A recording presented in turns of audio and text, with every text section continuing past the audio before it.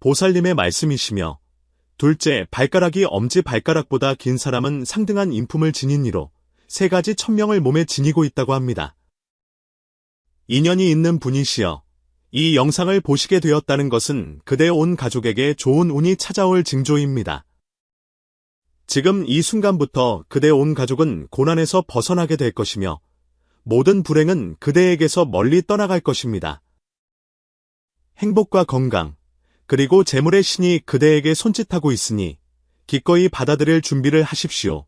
복을 지닌 분이시여, 이 영상을 보시는 순간은 그대의 좋은 운이 다가오고 있음을 예시하며 온 가족이 어려움을 벗어나 행복과 재물을 맞이하게 될 것입니다. 그대에게 축하의 말씀을 전합니다. 그대의 재운이 다가올 때 이 영상을 보게 된 것이니 의도했든 의도하지 않았든 이는 곧 천의입니다. 지금 이 순간부터 고난에서 벗어나게 될 것이며 좋지 않은 일들은 그대에게서 멀리 떠나갈 것입니다. 오늘 그대와 함께 나누고자 하는 이야기는 보살님의 말씀으로 둘째, 발가락이 긴 사람은 상등한 인품을 지닌 이이며 세 가지 천명을 몸에 지니고 있다는 것입니다. 혹시 그대의 둘째 발가락이 엄지발가락보다 길다는 것을 알아차린 적 있으신가요? 어쩌면 그대 자신이 그러할 수도 있고 다른 사람의 발을 보면서도 이 속에 어떤 비밀이 숨겨져 있을지는 생각해보지 못했을 수도 있습니다. 민간에서는 이러한 발 모양을 귀한 사람의 발 혹은 지혜로운 발이라 부릅니다. 불교나 오래된 상학에서는 이를 보통의 발 모양이 아닌 드러나지 않으면서도 깊은 이치를 품고 있는 천명의 상징으로 여깁니다.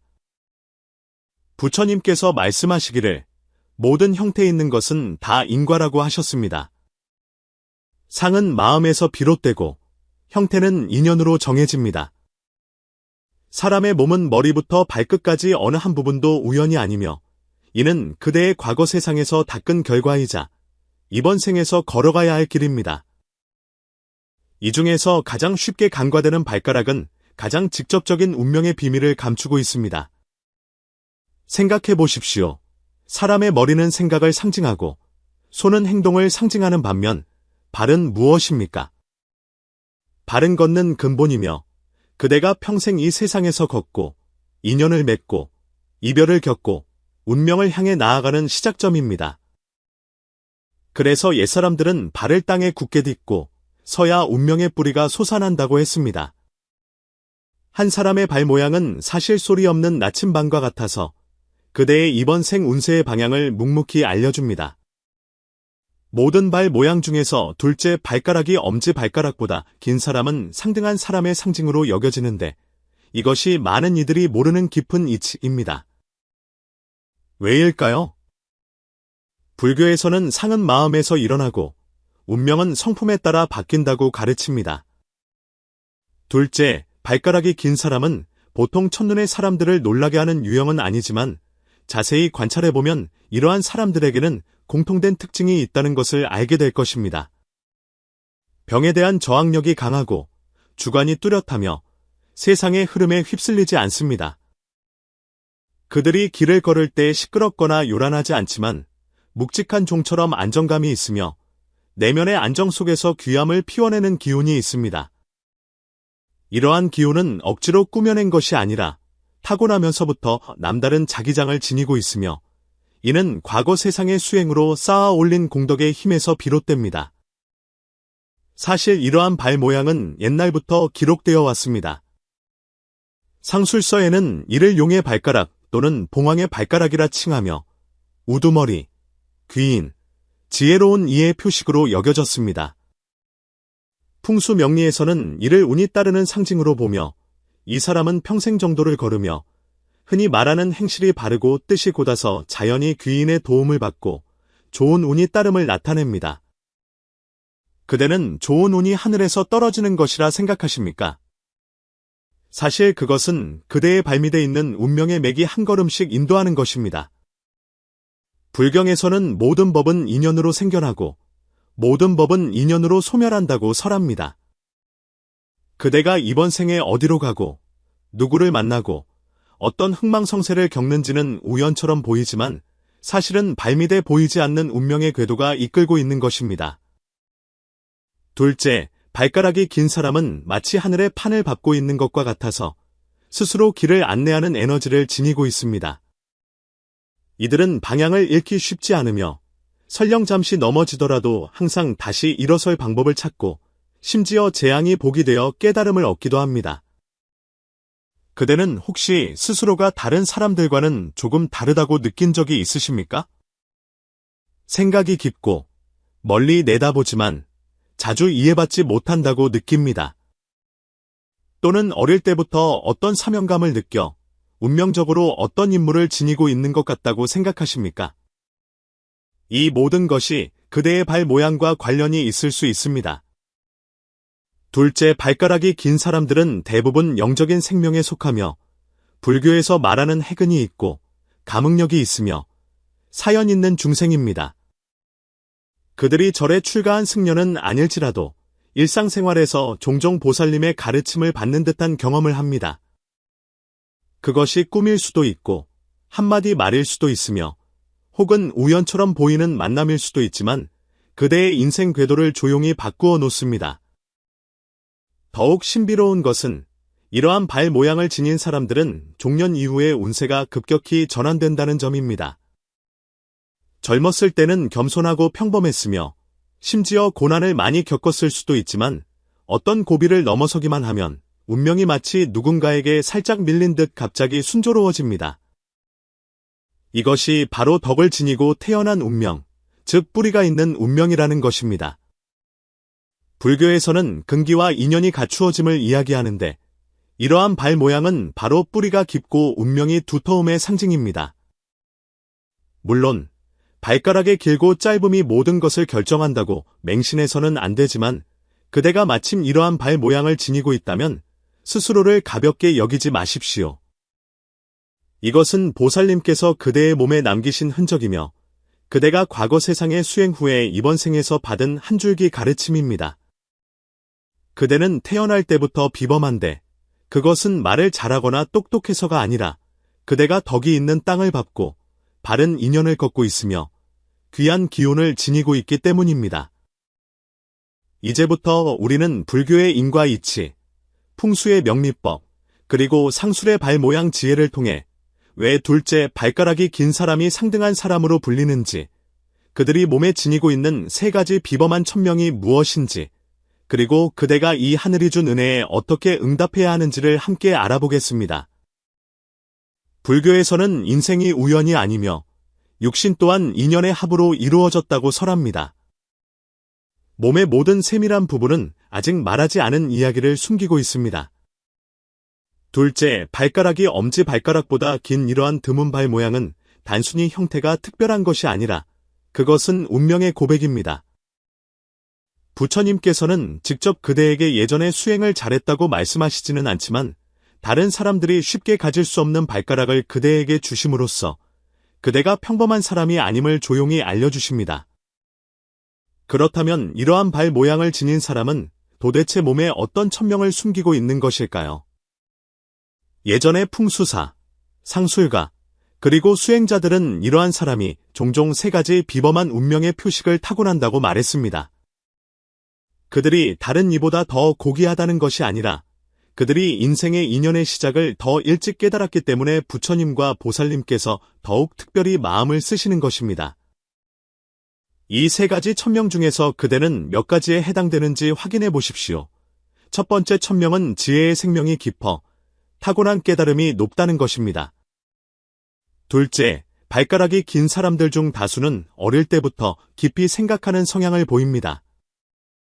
다른 사람들이 구경거리를 볼 때 그들은 그 속의 이치를 보며 다른 사람들이 눈앞의 것을 따질 때 그들은 항상 멀리 내다봅니다.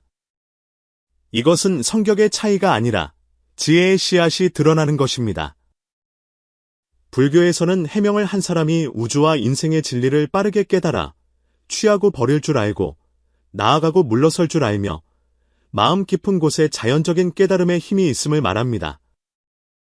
그대는 사찰에서 3년 5년을 폐관 수행하지 않아도 깨달음을 얻을 수 있습니다.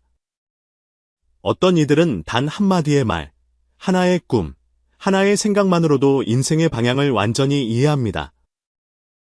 만약 그대의 둘째 발가락이 엄지 발가락보다 길다면 축하합니다.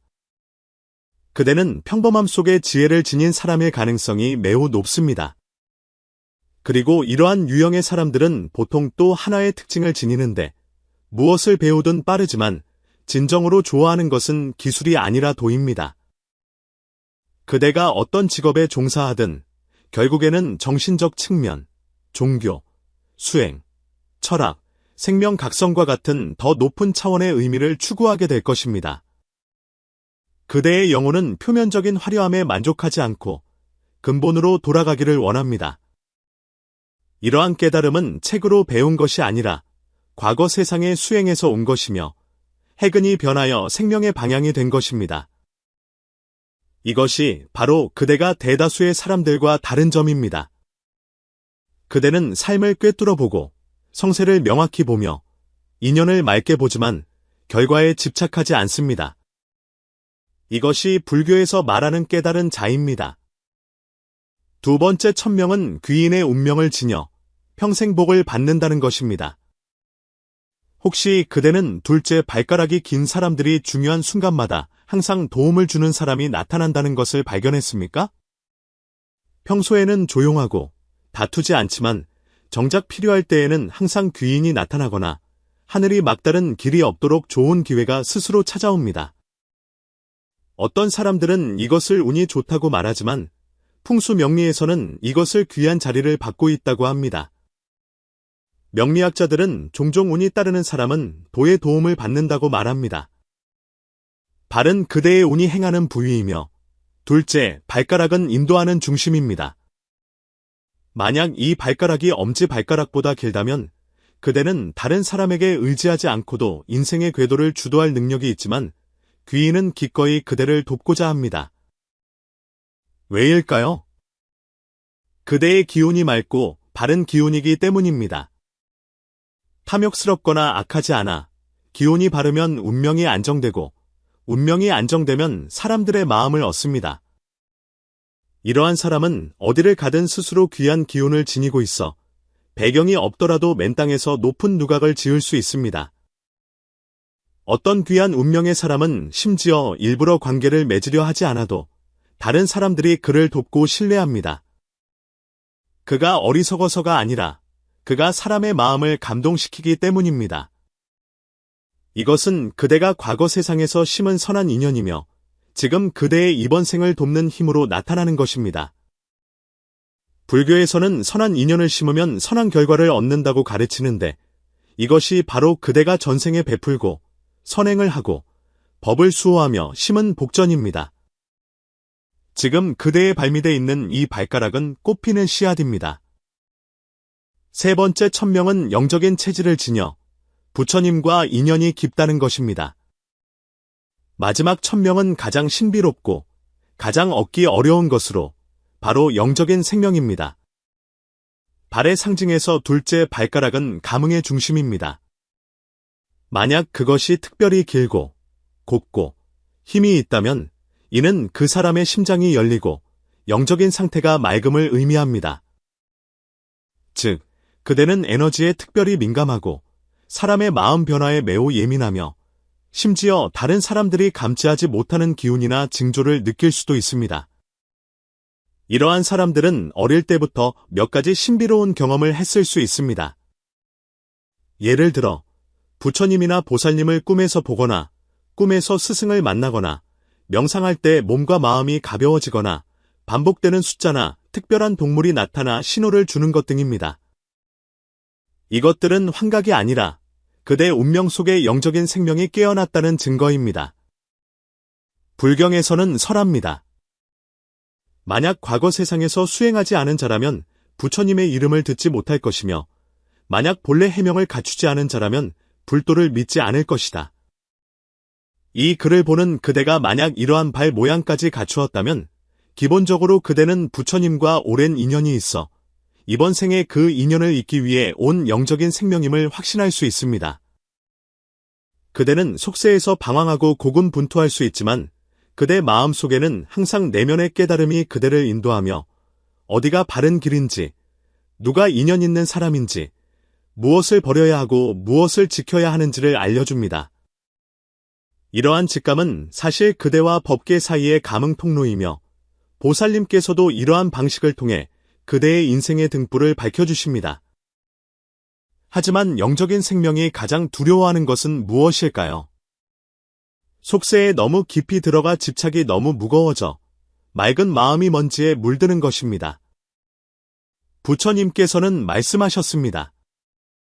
중생은 모두 불성을 지니고 있지만 망념에 덮여 있다. 만약 그대가 이 타고난 재능을 지키지 못한다면 영적인 생명은 오히려 영적인 병이 되어 미혹되고 감옥에 갇히며 환상에 빠지기 쉽습니다. 그러므로 영적인 생명은 반드시 몸과 마음을 닫고 항상 부처님의 명호를 외우며 바른 생각을 지니고 계율을 지켜야만 진정한 법신과 해명을 드러낼 수 있습니다.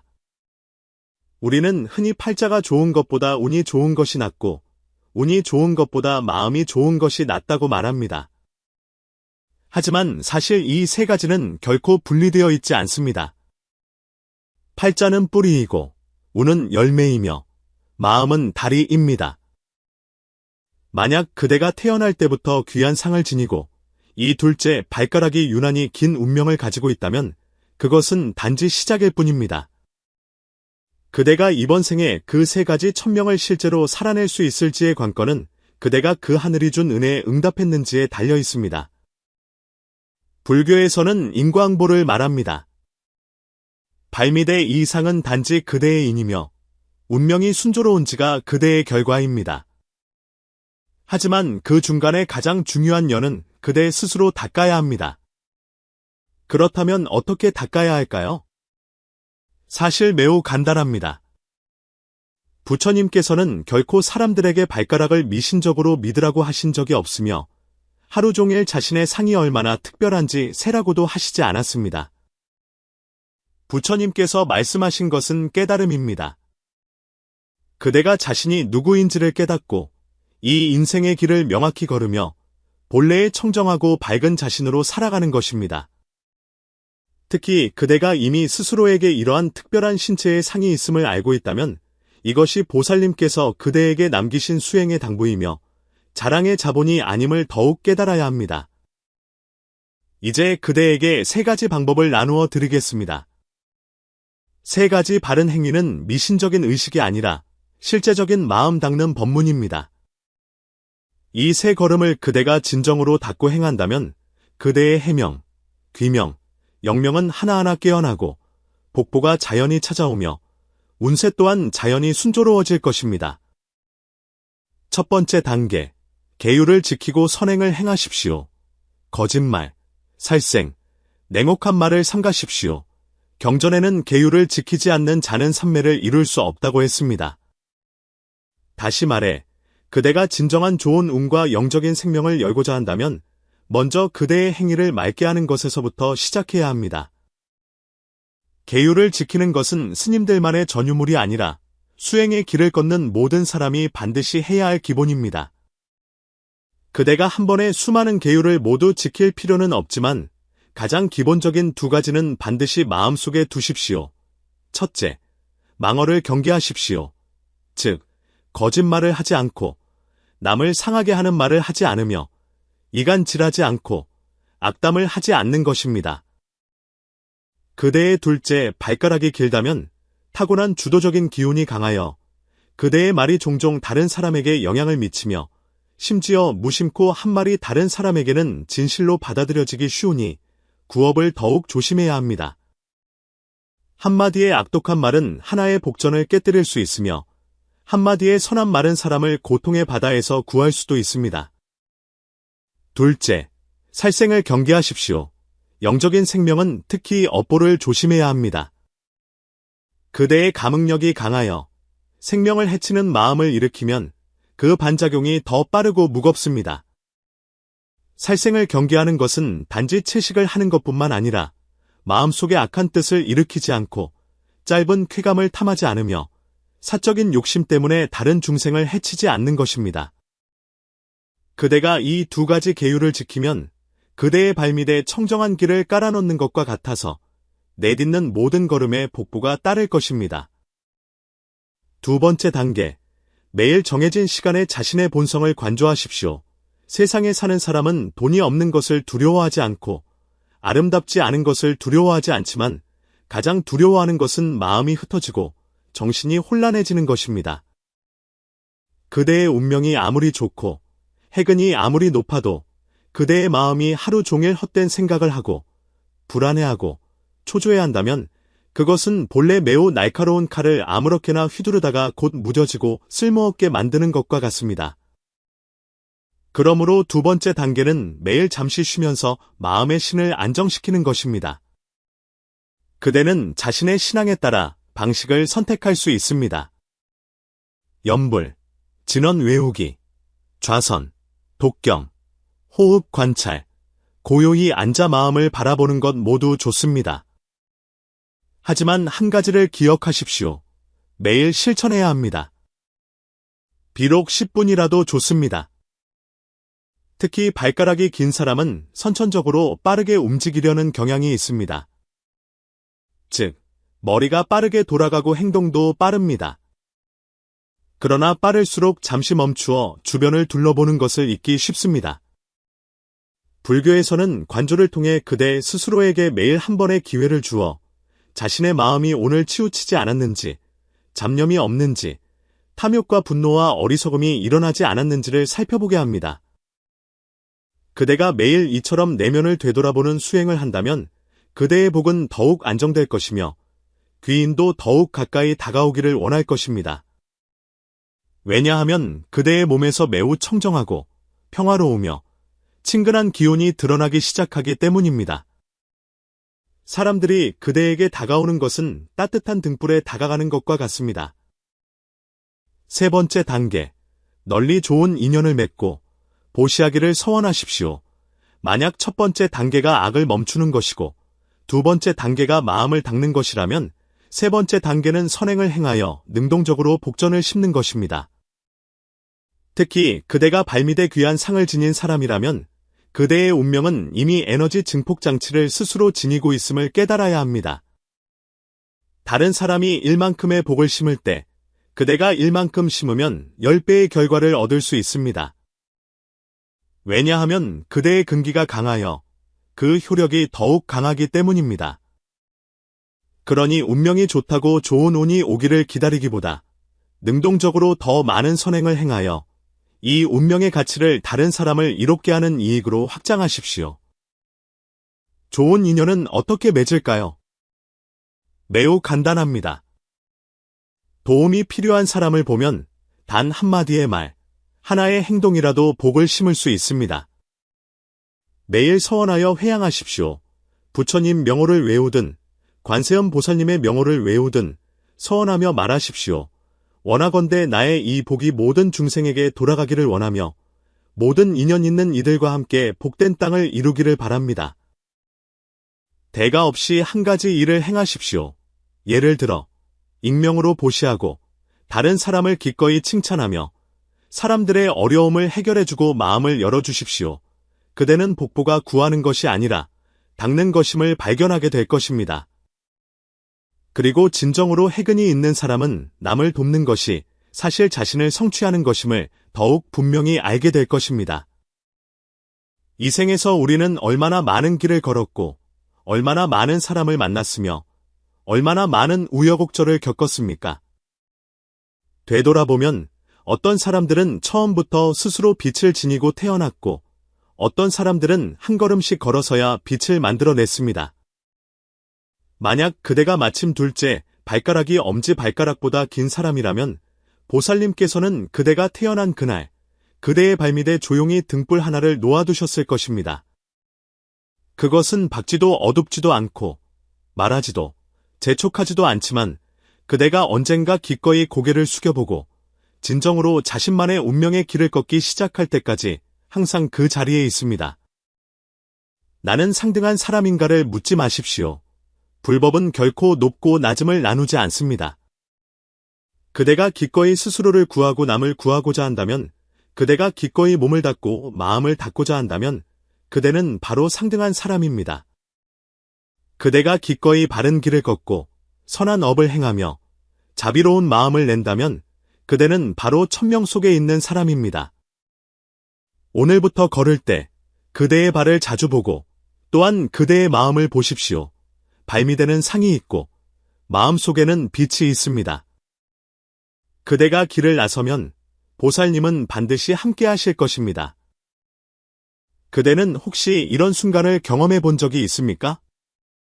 인생의 전환점에 이르러 갑자기 멈추어 서서 고개를 숙여 발을 보며 이상한 질문이 마음속에 떠오릅니다. 나의 이 발은 다른 사람들과 조금 다른데 왜 나의 둘째 발가락은 이렇게 길까? 이것이 운명적으로 정해진 것일까? 이 질문은 사실 그대 혼자만 생각해 본 것이 아닙니다. 옛날부터 지금까지 민간의 상술에는 종종 발에 귀한 상이 있는 자는 걷는 중에 덕을 얻고 스스로 주도하는 힘이 있는 자는 평생 비범하다는 말이 있었습니다. 이 중에서 상술가들이 특별히 언급했던 것이 바로 둘째 발가락이 엄지 발가락보다 긴 것입니다. 이것은 단순한 뼈의 차이도 사소한 문제도 아닙니다. 풍수명리와 불교의 인과 관점에서 이 세부 사항은 사실 많은 운명의 실마리를 숨기고 있으며 심지어 한 사람이 이번 생에 지니고 온 천명과 그 천명 사이의 인과관계를 드러냅니다. 그대가 그것을 깨달았는지, 응답했는지, 고쳤는지, 아니면 놓쳤는지는 그대의 일생이 걸어갈 방향에 영향을 미칠 것입니다. 이것이 바로 오늘 우리가 이야기하고자 하는 주제입니다. 발가락의 형태는 숙명의 결과이자 이번 생의 인입니다. 우리는 항상 운명이라는 두 글자를 듣지만 불법에서는 명과 운이 결코 분리되지 않습니다. 명은 그대가 가져온 그 뿌리이며 전생에 닦은 덕, 심은 인, 행한 일이며 변하지 않습니다. 반면에 운은 그대가 이번 생의 이 명을 어떻게 사용하는지, 어떻게 선택하고, 어떻게 행하며, 어떻게 닦는지이며 이것은 변합니다. 그러므로 한 사람이 아무리 특별한 발의 상을 가지고 있더라도 그의 마음이 자신의 몸에 있는 그 인을 비추어 보지 않고 그 인연에 호응하지 않는다면 그는 다만 천명을 지니고도 깨닫지 못한 사람일 뿐이며 결국 평범한 일생을 마칠 것입니다. 그렇다면 둘째 발가락이 긴 것이 도대체 천명과 무슨 관계가 있을까요? 조상들이 남긴 지혜는 발가락이 길수록 주도하려는 욕구가 강하다고 말합니다. 둘째, 발가락이 엄지 발가락을 압도한다면 그는 운명 속에서 주도하는 사람으로 이를 주관하고 홀로 행할 수 있습니다. 이 말은 언뜻 심리학처럼 들리지만 사실 인과학에 더 가깝습니다. 한 사람이 이번 생의 주도성이 강한 발의 상을 가지게 되는 것은 그가 전생에 더 많은 주된 인연을 닦았기 때문입니다. 이것이 무슨 뜻일까요? 이 사람은 과거 세상에서 결단을 내리는 사람의 역할을 했거나 팀을 이끌고 나라를 다스리고 중생을 인도하며 다른 사람을 위해 결정을 내리는 역할을 했을 수 있습니다. 혹은 그가 서원을 세워 나는 중생들이 더 이상 방황하지 않기를 원하며 나는 다음 세상에서 길을 인도하는 사람이 되기를 원한다고 했을 수도 있습니다. 그리하여 이번 생에 이르러 인과의 힘이 하나의 세부사항으로 변하여 육신에 나타난 것입니다. 둘째 발가락이 첫째 발가락보다 길게 말입니다.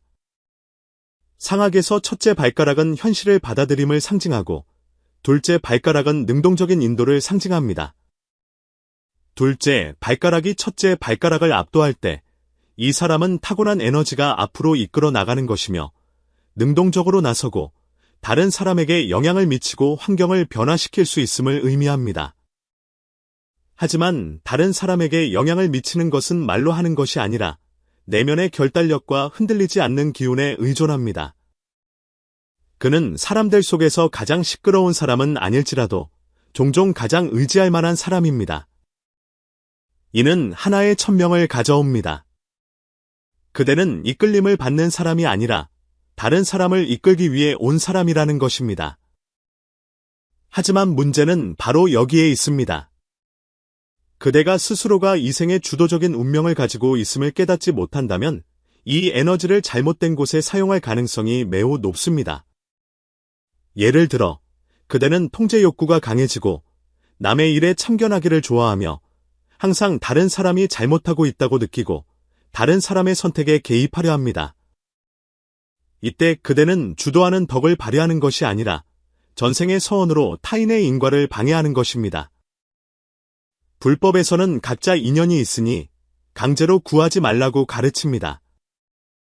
그대가 정말로 사람들을 이끌 능력이 있다면 자비와 지혜의 균형을 닦아야 합니다.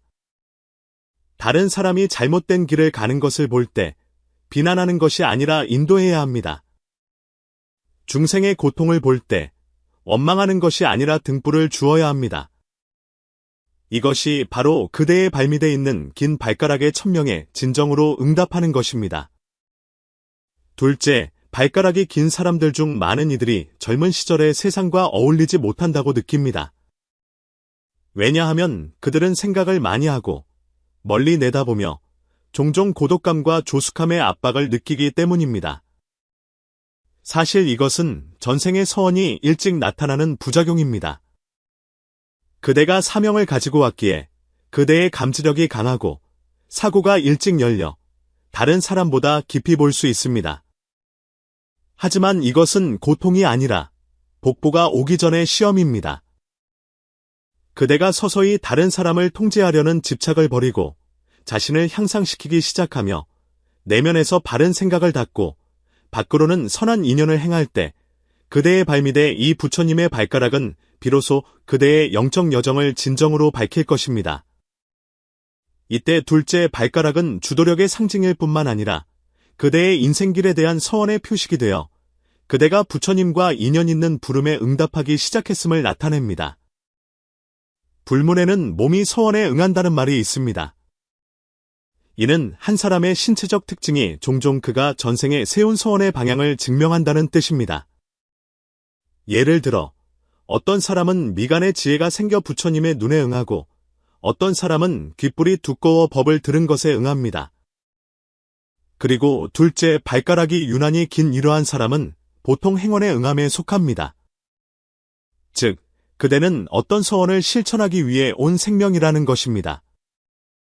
그대의 발가락이 긴 것은 그대가 기꺼이 책임을 지겠다는 것이며 그대의 인생이 어렵다는 것은 그대가 기꺼이 수행하겠다는 것입니다. 그대의 마음속에 자주 일어나는 중생에 대한 느낌은 그대의 영혼이 자신이 서원을 세웠음을 기억하고 있다는 것입니다. 그러므로 그대는 이러한 사람들이 종종 세상의 흐름에 쉽게 휩쓸리지 않음을 발견할 것입니다. 그들은 현재의 상황에 만족하지 않고 물질적인 산만을 위해 살기를 달가워하지 않습니다. 그들의 마음은 항상 더 깊은 의미를 찾고 있으며 내가 인간 세상에 온 것은 단지 먹고 마시고 잠자기 위함이 아니라고 느낍니다. 이것은 감상적인 것이 아니라 영적인 생명이 깨어나는 징조입니다. 그대의 발밑의 이 발가락은 그대에게 상기시키고 있습니다. 그대의 서원이 아직 이루어지지 않았으니 어찌 여기서 안일하게 있을 수 있느냐고 말입니다.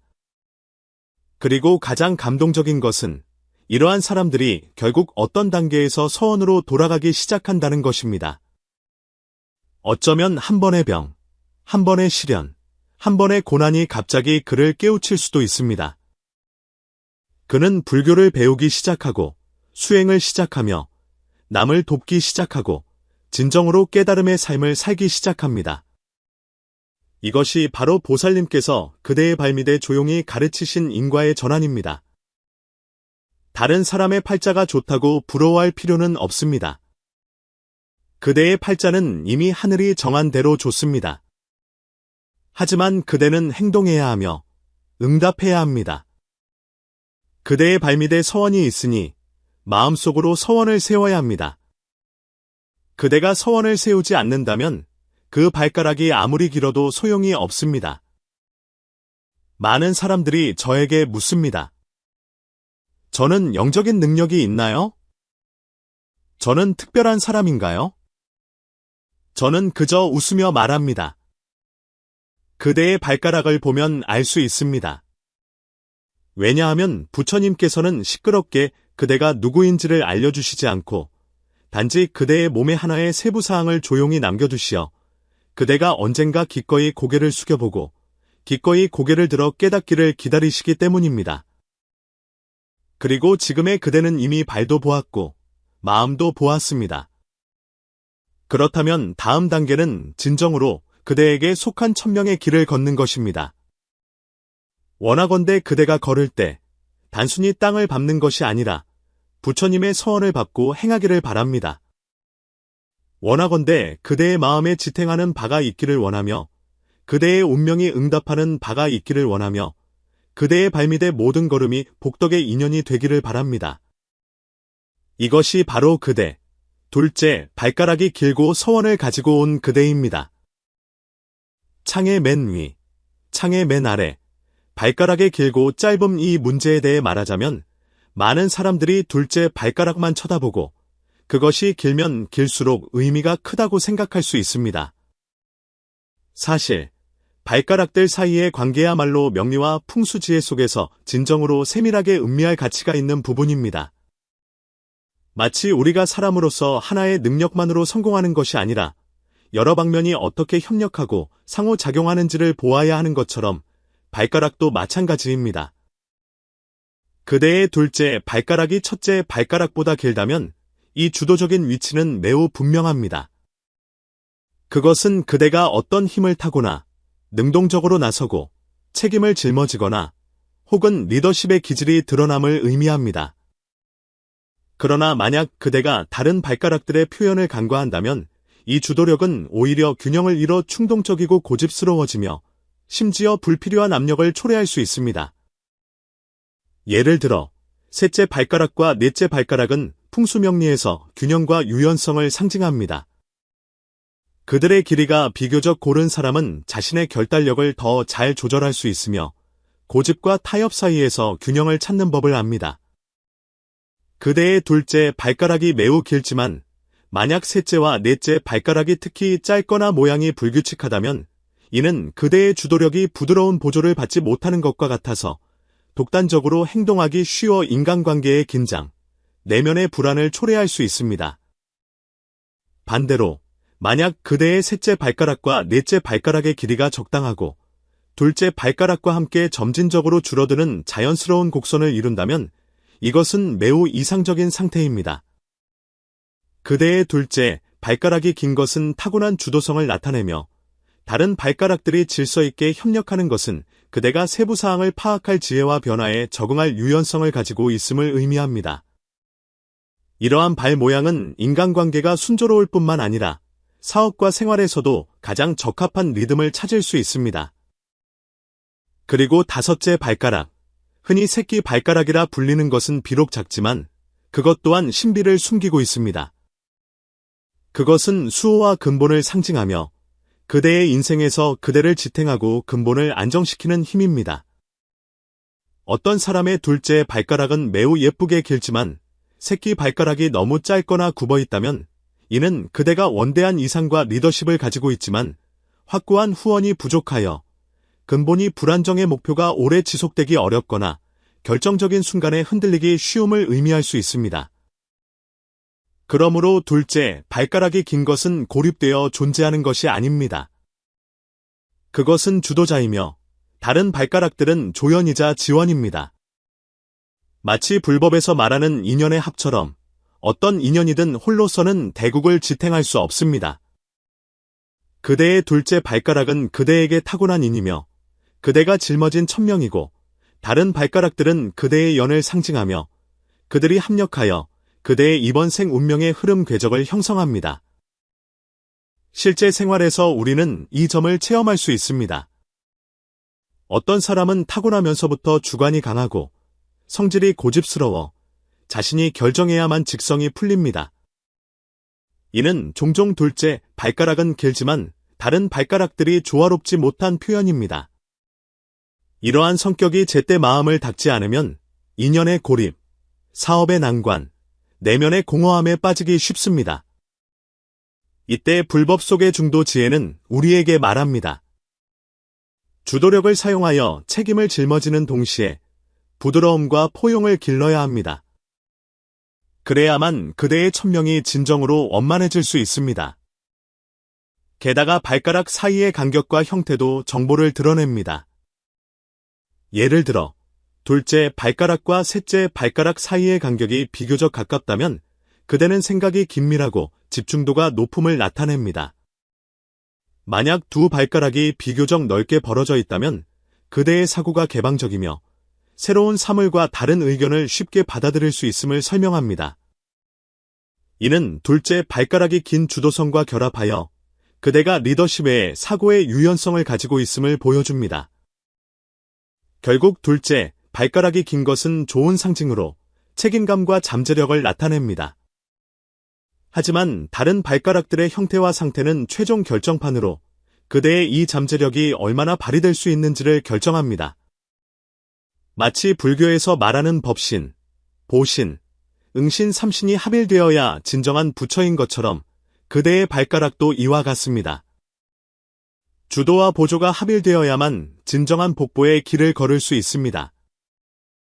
마지막으로 언급할 가치가 있는 것은 이러한 발가락들 사이의 전체적인 관계가 그대의 신체 건강에도 영향을 미친다는 것입니다. 한의학에서는 발의 반사구가 각 발가락과 발바닥 영역이 다른 장부 시스템에 대응한다고 말합니다. 발가락이 조화로운 사람은 몸이 더 건강한 경향이 있습니다. 발가락이 기형적이거나 길고 짜름의 차이가 극단적인 사람은 해당 영역의 불편함을 느끼기 쉽고 심지어 만성적인 문제를 유발할 수 있습니다. 풍수명리 속의 신체상은 단순한 상징이 아니라 실제적인 기혈순환과 건강의 지시이기도 합니다. 그러므로 둘째 발가락이 길더라도 그대는 그것을 단순히 귀한 상으로 여기고 자랑할 것이 아니라 그것과 협력하는 다른 발가락들을 세밀하게 관찰하여 내면과 외면의 균형을 이루어야만 진정으로 그대의 명리 속의 길상과 천명을 열 수 있습니다. 요컨대 발가락의 관계는 우리에게 큰 이치를 알려줍니다. 생명 속의 힘은 단 하나의 지점에서 폭발하는 것이 아니라 여러 지점의 협력입니다. 그대의 둘째 발가락은 방향을 인도하고 다른 발가락들은 균형을 수호합니다. 그대가 해야 할 일은 불법 수행처럼 주도와 순종 사이에서 균형점을 찾아 천명을 짊어지는 법을 깨닫고 더 나아가 인생을 원만하게 하는 법을 깨닫는 것입니다. 그래야만 그대는 진정으로 하늘이 정한 상등한 사람으로 살 수 있으며 깊이와 따뜻함, 지혜를 갖춘 그대를 살아낼 수 있습니다.